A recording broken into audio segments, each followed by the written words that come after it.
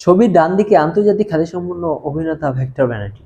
ইংরেজি, হিন্দি, বাংলা বহু ভাষায় তিনি বহু অভিনয় করে যথেষ্ট সুনাম কুড়িয়েছিলেন। এই অভিনেতা 1991 সালে লোকসভা নির্বাচনে ভারতীয় জনতা পার্টির হয়ে কলকাতা উত্তর পশ্চিম কেন্দ্রে প্রতিদ্বন্দ্বিতা করতে ব্যর্থ হন। তিনি 89,155 ভোট পেয়ে তৃতীয় স্থান অধিকার করেছিলেন। বাংলা সিনেমায় কেরিয়ার তার ওই সময় শেষ হয়ে গেছিল। তারপর বহু বছর তাকে টিকি পাওয়া যায়নি।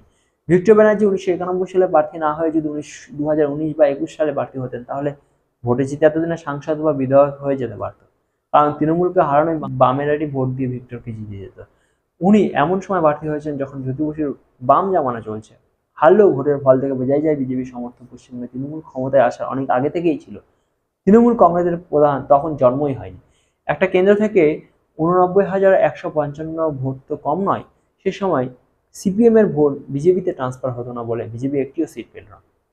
এই ট্রান্সফার শুরু হয়েছিল 2019 সালের লোকসভা নির্বাচন, 2021 সালে বিধানসভা নির্বাচন এবং 2024 সালে লোকসভা নির্বাচন পর্যন্ত। 2026 সালে বিধানসভা নির্বাচনে সিপিএম ক্যাডারের অবস্থা না বদলে বিজেপির আসন কমবে না। নয়তো একটা প্রতিষ্ঠিত সর্বভারতীয় রাজনৈতিক দল তো এমনি শূন্য হয়ে যেতে পারে না।